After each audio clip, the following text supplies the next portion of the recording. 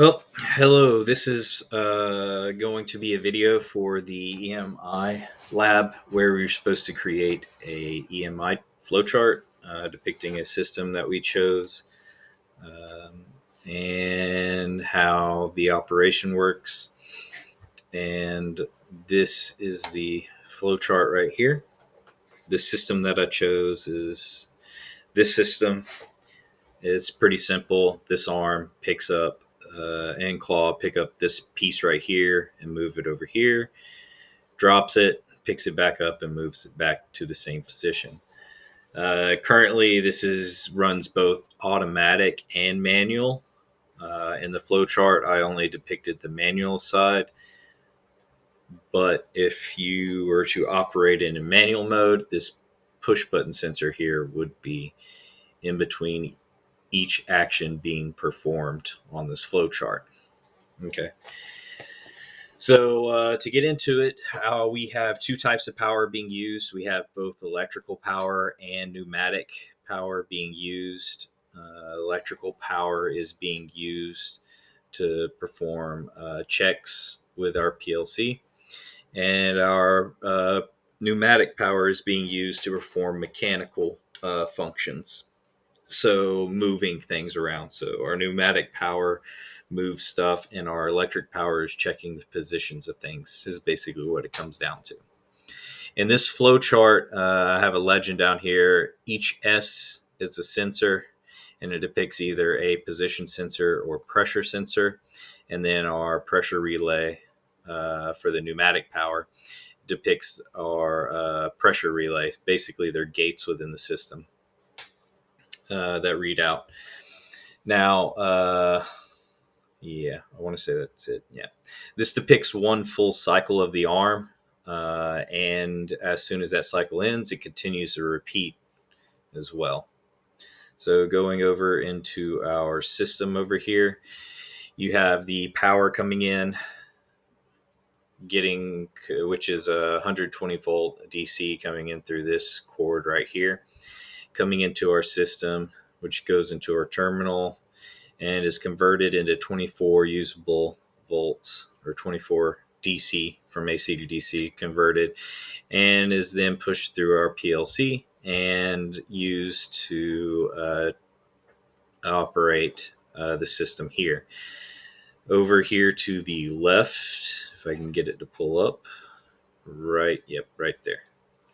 Over here is our pump. So this is the pneumatic pump, which pushes air in and runs it through this red cord into our relay over here. And these are the gates I was talking about earlier.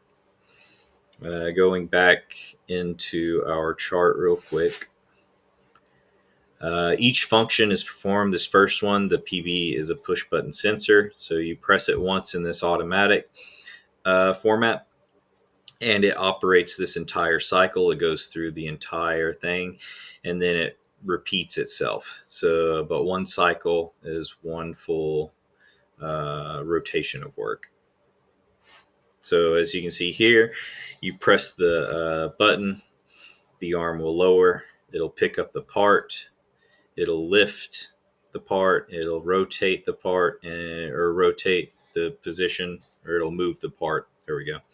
The arm will rotate, moving the part. The arm will lower the part, and the claw will release the part. Once it does that, it'll close.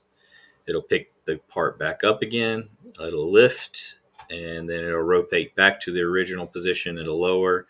It'll open, and without closing, it'll lift above that part, and that is one full cycle, and then it will repeat. And we can see that when we press the button for this video. Let me get to it real quick. Here we go. So press play. Press it, and you can watch this arm. There we go. Goes down, comes over, goes down, and back. And then it lifts up. Yep.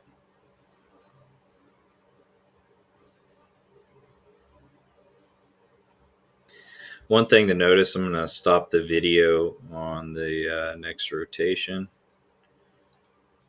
so that I can show you some of the sensors that we have. So here on the back of where this claw is at is a pressure sensor. So it senses the piece. So when those claws close, it senses whether the piece is there or not through pressure.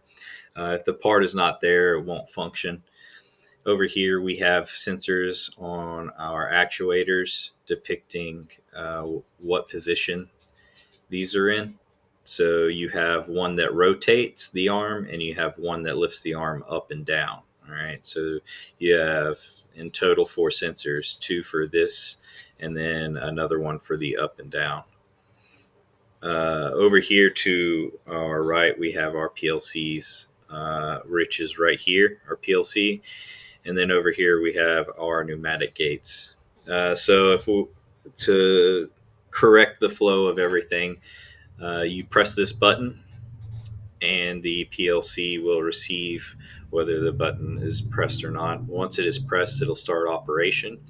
And the PLC will check the sensors, meaning the positions of everything. So it'll check the position of where is the arm, where is the claw, is it open or closed, or and so forth. Once it checks the position, it will then start to perform the work as it was programmed to do in that order that is on the flow chart. If it does not sense the piece that is over here, then it will not operate, it will not function, and you will have to reset the system. And that is pretty much it for this lab. So thanks for watching.